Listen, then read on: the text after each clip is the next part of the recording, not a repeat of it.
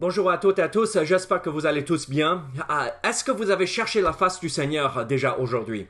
Est-ce que vous avez passé du temps dans la prière, dans la lecture de la parole et dans la méditation de sa parole? Vous savez, la Bible nous encourage de creuser chaque jour et puiser dans notre force et notre joie de vivre dans la parole de Dieu. Et donc, est-ce que vous avez pris du temps pour prendre votre Bible et parcourir à droite et à gauche dans sa parole pour découvrir toutes ses bénédictions, sa bonté, sa grâce, sa miséricorde, son amour. Dieu veut se révéler à vous à travers sa parole. Donc venez, je vous invite à venir et creuser pour vous-même dans sa parole chaque jour en lisant sa parole pour découvrir ce qu'il veut vous dire à travers la lecture de la Bible. La Bible dit aussi dans Marc chapitre 1er verset 15, « Le temps est accompli et le royaume de Dieu est proche. Repentez-vous et croyez à la bonne nouvelle. » Là, Jésus, avait commencé son ministère ici sur la terre à ce moment-là. Jean-Baptiste a été emprisonné pour sa prédication, pour le message qu'il prêchait. Et là, Jésus commence à dire aux Juifs et à tous ceux qui voulaient entendre, regardez, le royaume de Dieu est proche. Le royaume était toujours possible à ce moment-là, jusqu'au moment où ils l'ont rejeté. Là, juste avant la crucifixion. Et donc, Dieu préparait le cœur du peuple pour que Dieu puisse agir puissamment chez eux et dans leur cœur. Et pour que Dieu puisse faire ça, il disait, repentez-vous et croyez à la bonne nouvelle. Et vous savez quoi? C'est le même message pour nous aujourd'hui. Repentez-vous et croyez à la bonne nouvelle. Le royaume est prêt, le royaume est, le temps est accompli et le royaume de Dieu est proche, même aujourd'hui. Oui, je comprends et je sais que il faut passer par cette période de la tribulation, il faut vivre l'enlèvement de l'Église et toutes ces choses qui doivent s'accomplir, qui ont été données par prophétie. Je comprends cela, mais le plus qu'on avance dans le temps, le plus qu'on voit que les choses se préparent pour le retour de Christ et pour qu'il puisse venir et établir le royaume. Et donc, prêchez ce message aussi. Repentez-vous et croyez à la bonne nouvelle. Quelle est la bonne nouvelle? La mort, l'ensevelissement et la résurrection de Jésus-Christ pour notre péché. Dieu s'est incarné en Christ. Dieu a pris forme humaine et s'est donné pour nous sauver. Donc venez, et si vous n'avez jamais accepté le message de la bonne nouvelle, placez votre foi en Jésus-Christ. Et si vous l'avez fait déjà, vous avez une relation avec Dieu. En fait, qu'est-ce qu'il faut faire maintenant? Il faut prêcher ce message comme Jésus l'a fait pendant sa vie ici-bas. Repentez-vous et croyez à la bonne nouvelle. Prions ensemble avant de regarder l'étude d'aujourd'hui. Seigneur, merci pour ta parole. Seigneur, merci pour ces encouragements que nous pouvons retrouver quand nous prenons ta parole, quand nous prenons ce livre, la Bible, cette parole inspirée de toi. Et Seigneur, quand nous prenons du temps à chercher ce que tu veux nous montrer, ce que tu veux nous dire chaque jour. Merci pour ta parole. Au nom de Jésus. Amen.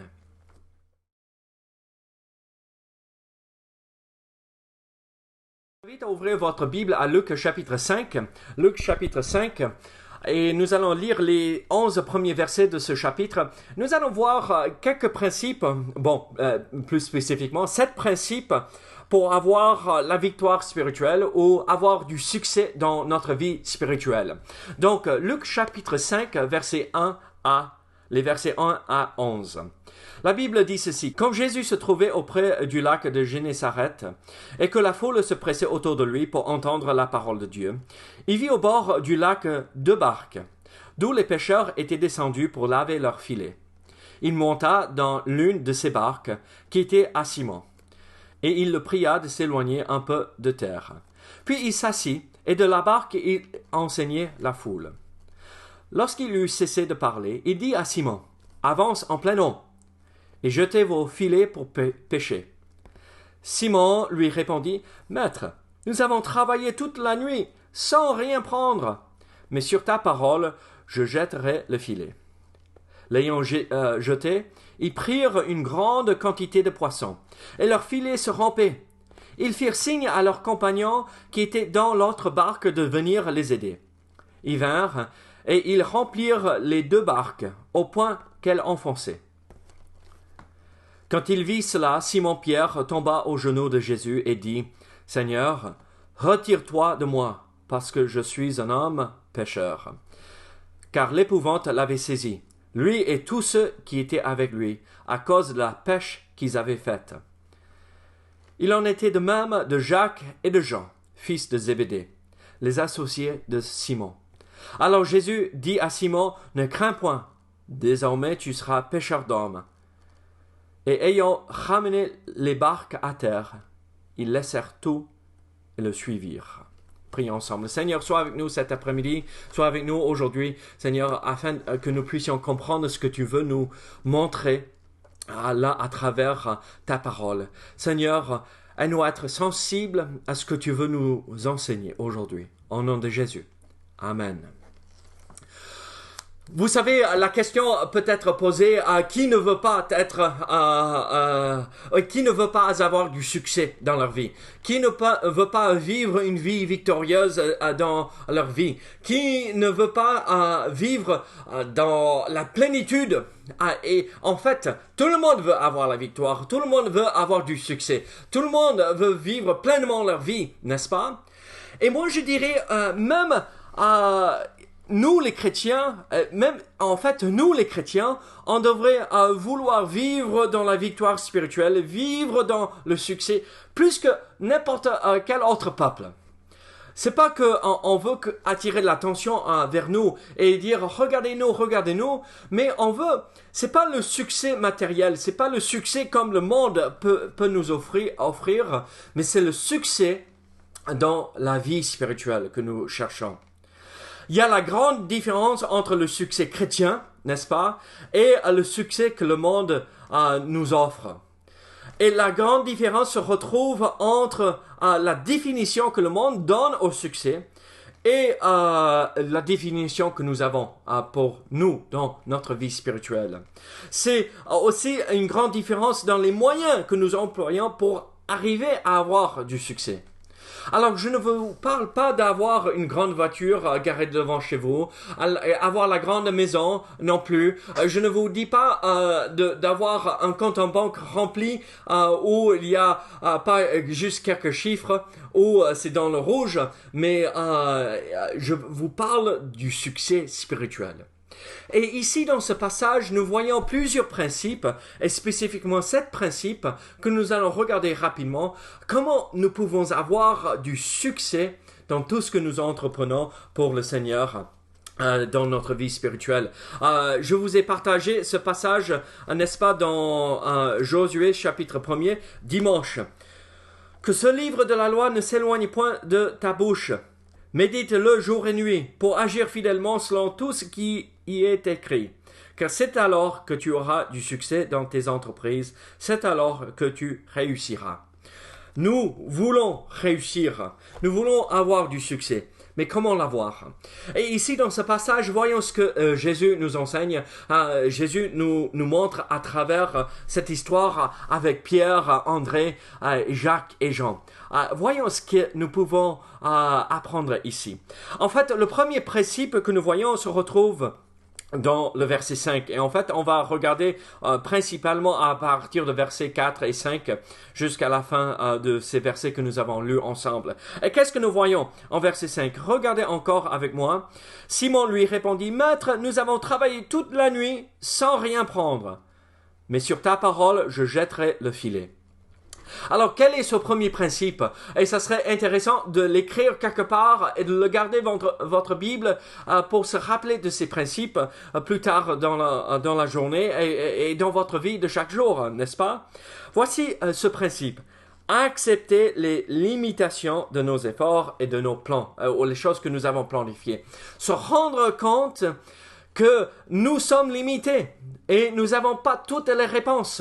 Et il ne faut pas juste s'appuyer sur notre propre connaissance, notre propre sagesse, mais savoir que tout ce que nous avons planifié, même si le Seigneur nous donne un cerveau pour réfléchir et bien préparer les choses et bien établir des plans pour avoir du succès, on n'aura pas toujours du succès.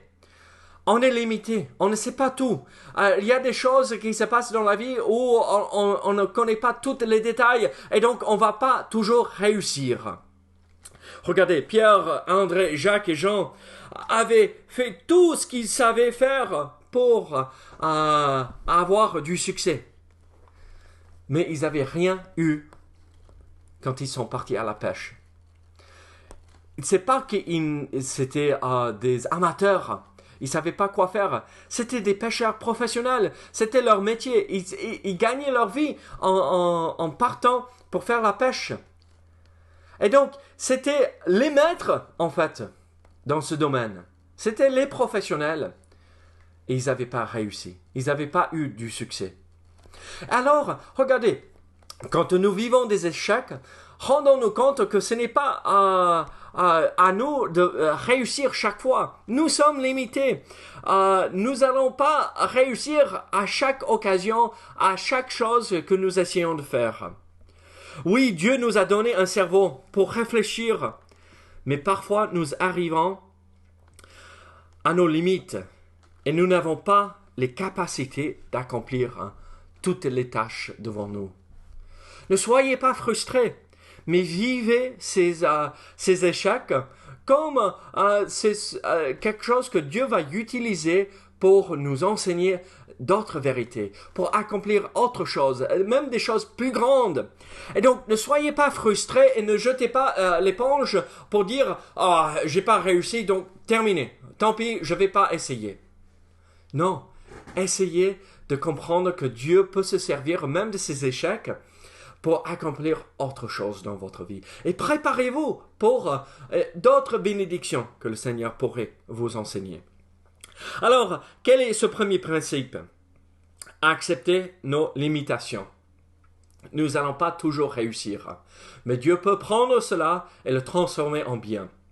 Comme nous voyons dans Romains chapitre 8, n'est-ce pas? Dieu, tout concourt au bien de ceux qui aiment le Seigneur, de ceux qui sont appelés. Alors, quel est ce deuxième principe? Encore, c'est dans le verset 5. Et qu'est-ce que nous voyons ici dans le verset 5 en plus de ce que nous avons déjà vu? Faire confiance aux paroles de Jésus, même si elles semblent ne pas avoir de sens. Faire confiance aux paroles de Jésus, même quand ça semble ne pas avoir de sens. Qu'est-ce qu'il dit en verset 5 encore? Simon lui répondit, « Maître, nous avons travaillé toute la nuit, sans rien prendre. Mais sur ta parole, je jetterai le filet. » Mettons-nous à la place de ces pêcheurs, de Pierre, André, Jacques et Jean. Mais ils se disaient, mais attends, c'est nous les professionnels, c'est nous les pros, c'est nous qui gagnons notre vie dans ce domaine. Nous allons écouter ce que ce charpentier nous dit.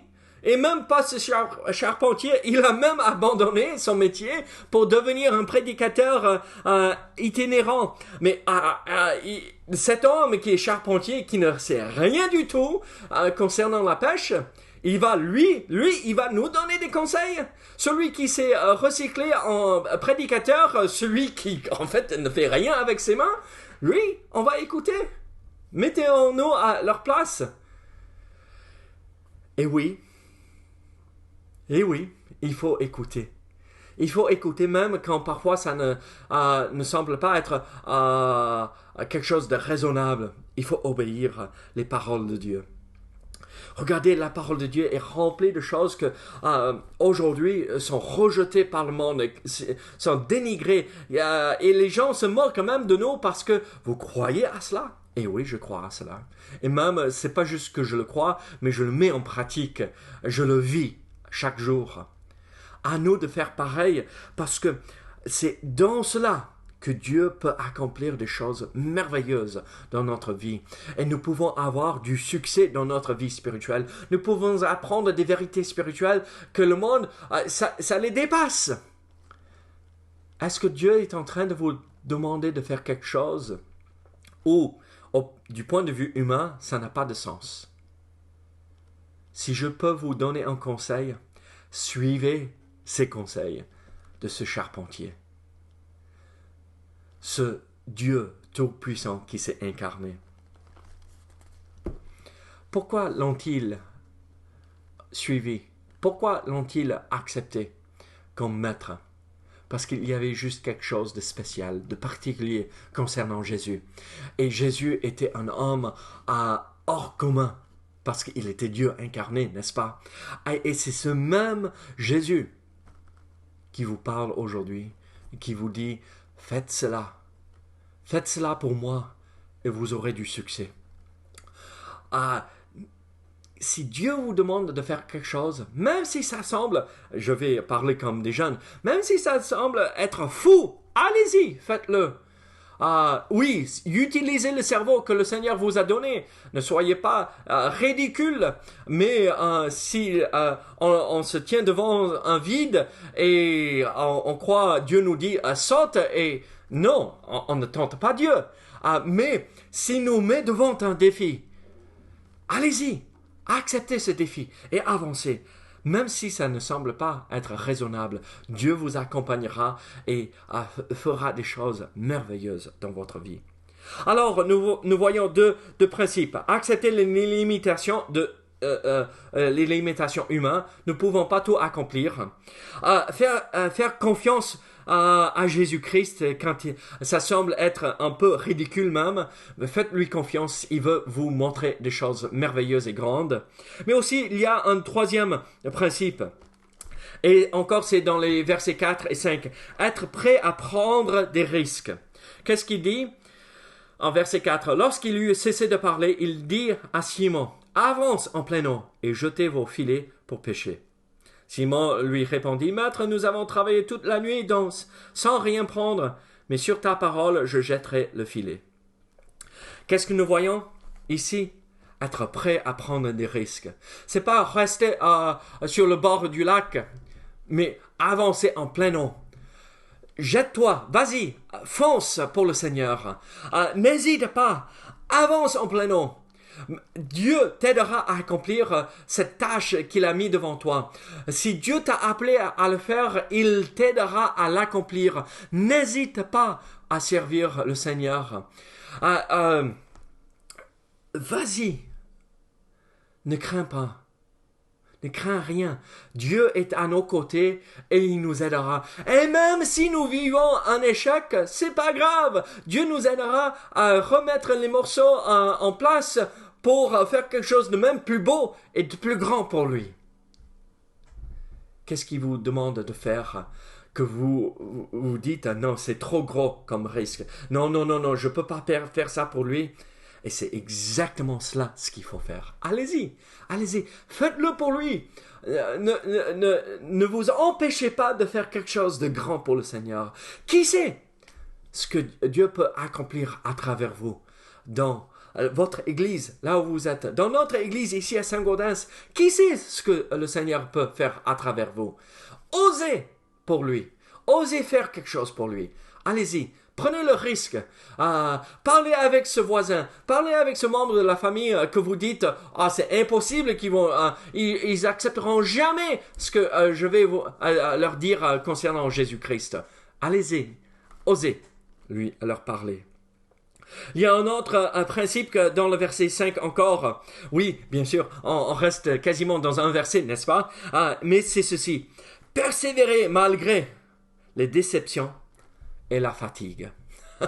Quelle était la réponse de Pierre à Jésus quand il a entendu Jésus lui dire « Avance en plein eau » Mais Jésus, c'est moi le professionnel, c'est moi qui gagne ma vie à ceci. On a travaillé toute la nuit, on vient de finir de nettoyer les filets, je suis fatigué là. On n'a rien eu toute la nuit et tu veux là où c'est pas le moment de le faire en plein jour où les poissons sont en profondeur, ils sont pas à la surface, on va rien prendre et on est fatigué en plus, on a travaillé toute la nuit, on a bossé toute la nuit et tu veux qu'on avance en plein eau? D'accord, Seigneur, je vais le faire. D'accord, Seigneur, je vais le faire. Seigneur, je suis épuisé. Je t'ai servi pendant des années dans l'église. J'ai fait ceci pendant des années pour toi et j'ai rien eu. J'ai pas eu un seul poisson. Je n'ai pas eu une seule âme en témoignant pour toi. Mais d'accord, Seigneur, à ta parole, je le ferai. Même si nous avons vécu des grosses déceptions et nous sommes au bout de notre force, et nous sommes épuisés. Persévérez. Persévérez. Continuez. N'arrêtez pas jusqu'à ce que le Seigneur nous rappelle auprès de lui. Continuons à le servir. Ça vaut tout ce que nous pouvons faire pour lui. Ça vaut le coup. Ça vaut la peine de le faire parce que Dieu prépare des choses merveilleuses pour nous. Alors, persévérer, malgré la fatigue, les déceptions, être prêt à prendre des risques, faire confiance au Seigneur Jésus-Christ, accepter nos limitations. Mais il y a un cinquième principe, regardez verset 7. Et leur filet se rompait. Et leur filet se rompait.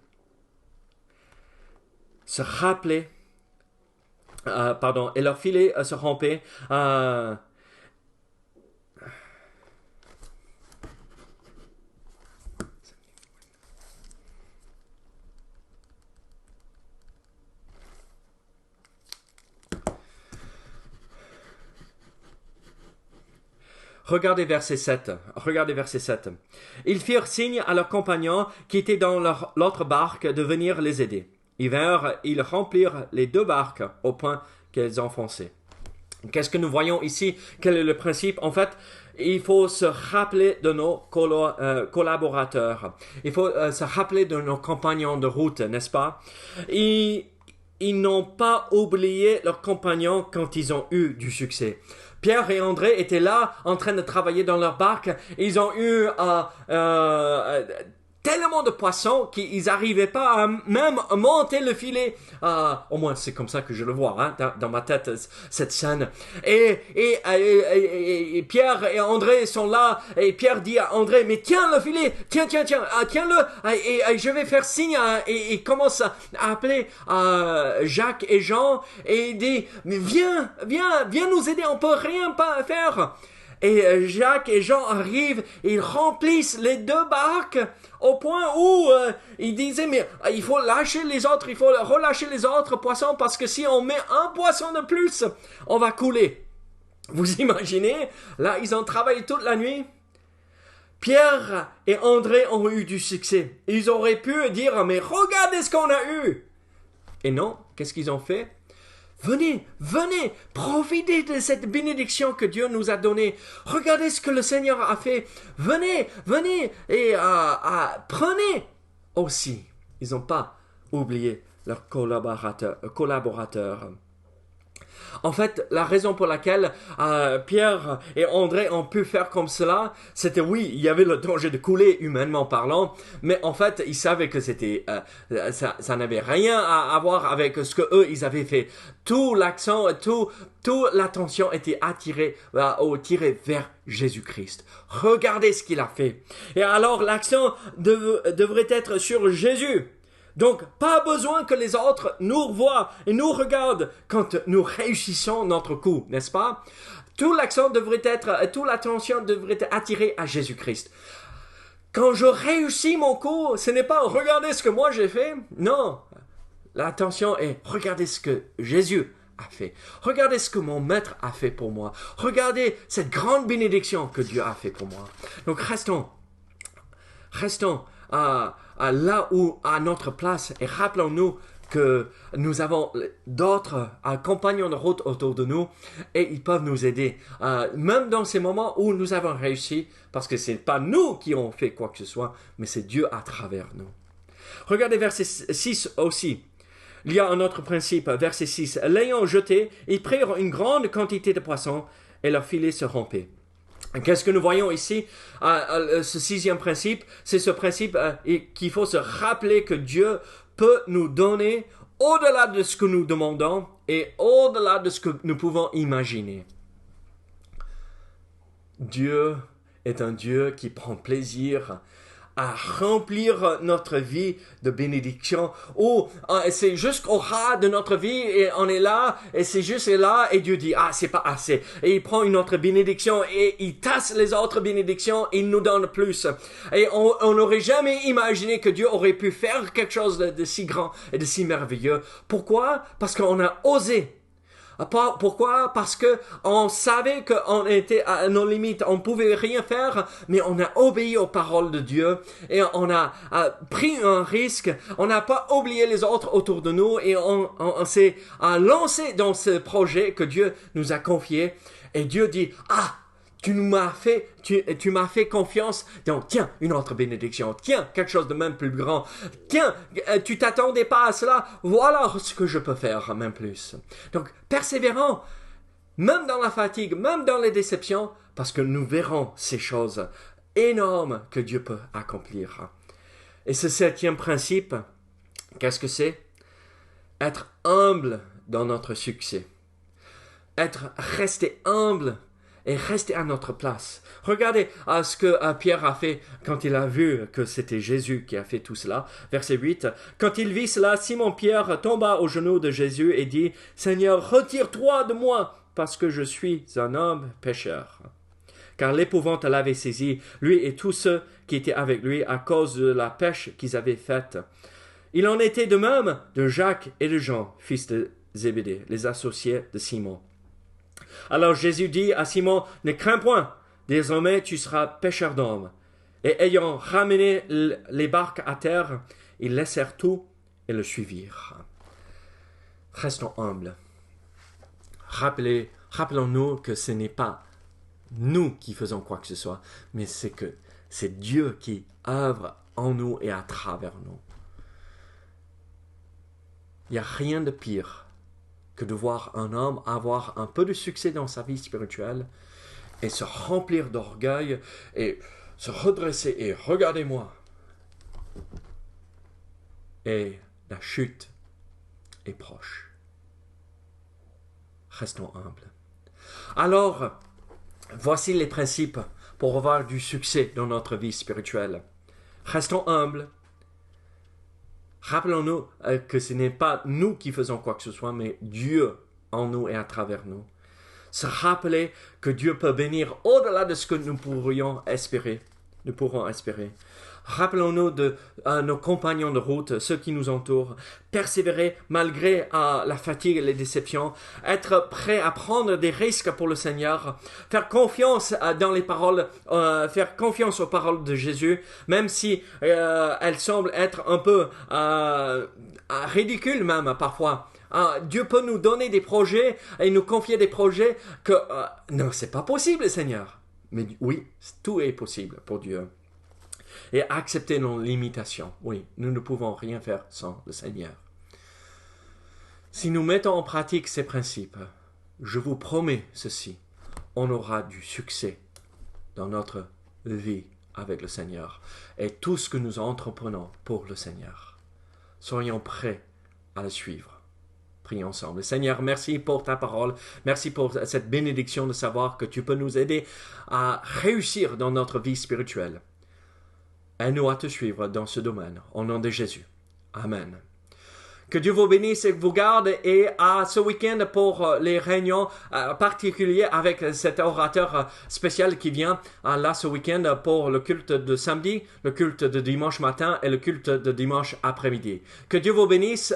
Priez dès maintenant pour ces réunions. Alors, d'accord, pour que le Seigneur puisse nous bénir pendant ce temps-là. Que Dieu vous bénisse et vous garde. À très bientôt. Au revoir.